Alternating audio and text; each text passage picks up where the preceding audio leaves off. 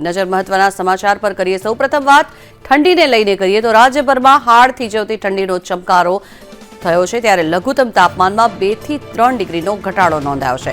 Naliya 7.5 degree સાથે સૌથી ઠંડુ શહેર છે, ત્યારે નલિયામાં 24 કલાકમાં તાપમાન 3 ડિગ્રીનો ઘટાડો થયો છે। આગામી દિવસોમાં હજી પણ ઠંડીનું જોર વધી શકે છે, હવામાન વિભાગ દ્વારા આગાહી કરવામાં આવી છે। ત્યારે હાલ શું પરિસ્થિતિ છે, ક્યાં કેવું તાપમાન છે તેની પર નજર કરીએ। વડોદરામાં 10 ડિગ્રી તાપમાન નોંધાયું છે, ત્યારે ડીસામાં 10.2 ડિગ્રી તાપમાન, કેશોદ અને પાલનપુરમાં 11.6 અને રાજકોટમાં 11.8 ડિગ્રી તાપમાન નોંધાયું છે। મહેસાણામાં 12 ડિગ્રી તાપમાન, ત્યારે અમદાવાદમાં 13.1, ગાંધીનગરમાં 12.3 ડિગ્રી તાપમાન, નર્મદામાં 12.7, સુરતમાં 15.2 ડિગ્રી તાપમાન નોંધાયું છે।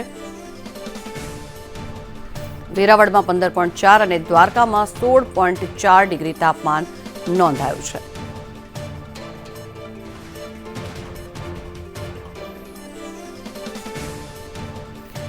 તો આજ અંગે વધુ માહિતી મેળવીએ। સંવાદદાતા દિવ્યા આપણી સાથે જોડાયા છે। દિવ્યા, હાડ થીજવતી ઠંડીનો ચમકારો શરૂઆત થઈ છે, આગામી દિવસોમાં ઠંડી વધી શકે છે, પરંતુ અત્યારે આ ઠંડીથી બચવા શહેરીજનો શું ઉપાયો કરી રહ્યા છે, જણાવશો?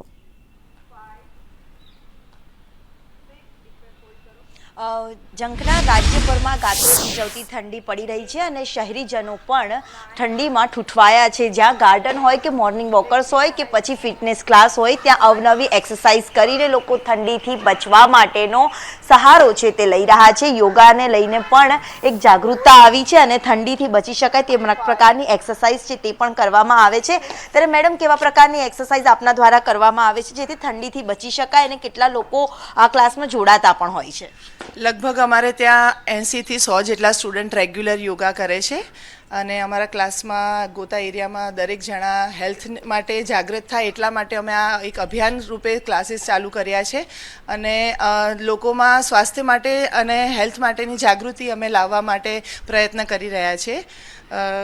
દરેક જણાને અહીંયા અમે યોગમાં પ્રાણાયામ, મેડિટેશન છે, સ્ટ્રેચિંગ એક્સરસાઇઝ છે, અલગ અલગ આસનો છે, સૂર્ય નમસ્કાર છે, જેવી અલગ અલગ સ્ટ્રેચિંગ એક્સરસાઇઝ આસનોથી અમે શરીરને અંદર ગરમી ઉત્પન્ન કરવા માટેના આસનોને બધું શીખવીએ છીએ। જરૂર, એટલે ઠંડીથી બચવા માટે નીતનવા નુસ્ખા પણ કરવામાં આવે છે। જ્યારે હજી પણ ગાત્રો થીજવતી ઠંડી પડવાનું અનુમાન રાજ્યના હવામાન તરફથી પણ વ્યક્ત કરવામાં આવ્યું છે। હજી પણ ઠંડી પડી રહી છે, ત્યારે કેટલી ઠંડીનો સામનો શહેરીજનોએ પણ કરવો પડે છે?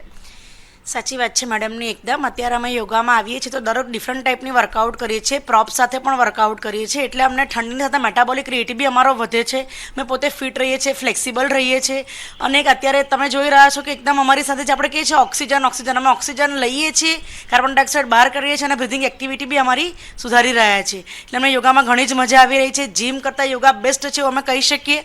એનાથી ફ્લેક્સિબલ બી બોડી થાય છે અને ફિટ પણ રહેવાય છે। જરૂર, એટલે ઠંડીથી બચવા માટે પણ લોકો એક્સરસાઇઝ છે તે કરી રહ્યા છે અને એક ફિટનેસને લઈને પણ એક અવેરનેસ છે તે જોવા મળી રહી છે। હજી પણ રાજ્યમાં 7 દિવસ આ જ પ્રકારે ઠંડીનો ચમકારો યથાવત રહેવાનું રાજ્યના હવામાન વિભાગ તરફથી પણ એક અનુમાન છે તે કરવામાં આવ્યું છે અને સાથે જ આ ઠંડીને લઈને હવે રાહત ક્યારે મળે તેને લઈને સૌ કોઈ આશા પણ રાખી રહ્યું છે। ઝંખના જી, આભાર દિવ્યા સમગ્ર માહિતી બદલ।